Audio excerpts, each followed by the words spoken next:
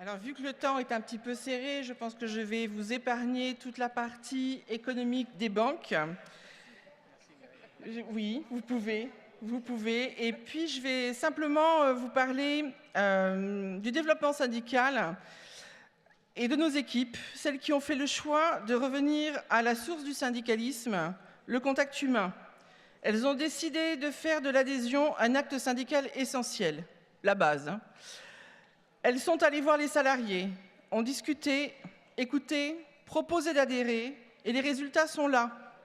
Là où on propose, on progresse. Là où on propose, on fait des cartes, on renforce nos équipes, on gagne du poids dans l'entreprise. Mais quand on propose, on prend aussi des refus, des non. Mais ces non sont une bonne nouvelle, parce qu'ils prouvent qu'on agit, qu'on ose, qu'on est là, au contact du réel. Ceux qui n'entendent jamais non sont ceux qui ne proposent rien. Alors, camarades, continuons à proposer, continuons à aller vers les salariés, à parler, à convaincre. C'est comme cela qu'on construit un syndicalisme fort, vivant et crédible. Et puis, il y a les jeunes. À la Fédération, Paul Brier est engagé pour les jeunes à l'international, Monsieur le Président.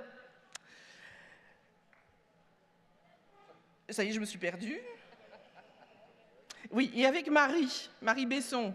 Ils sont les deux sponsors des jeunes à la Fédération et j'encourage toutes les sections à les mettre en contact avec leurs jeunes militants. Les jeunes sont l'avenir du syndicalisme, c'est évident, mais ils sont aussi notre présent. Nous devons les intégrer dans nos équipes, dans nos instances, dans nos débats, pas seulement pour préparer la relève, mais pour écouter ce qu'ils ont à dire maintenant.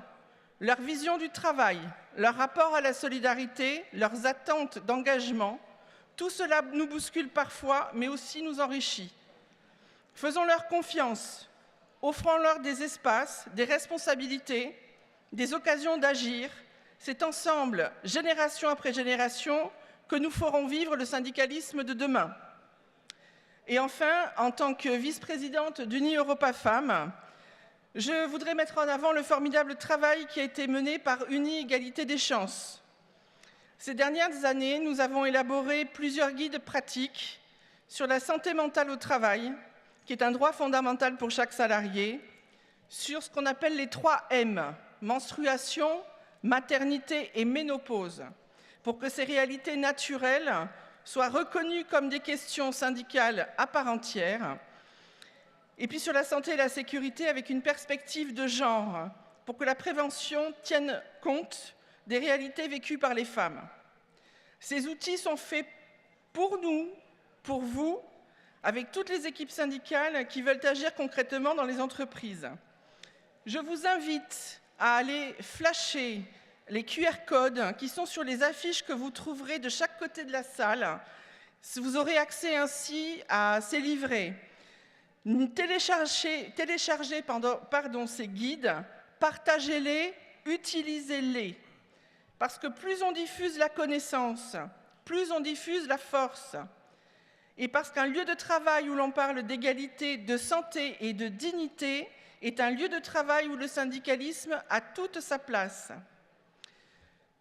La période est difficile, mais nous ne sommes pas seuls. Nous avons des équipes qui recrutent, nous avons des jeunes qui s'engagent, des militantes et des militants qui innovent.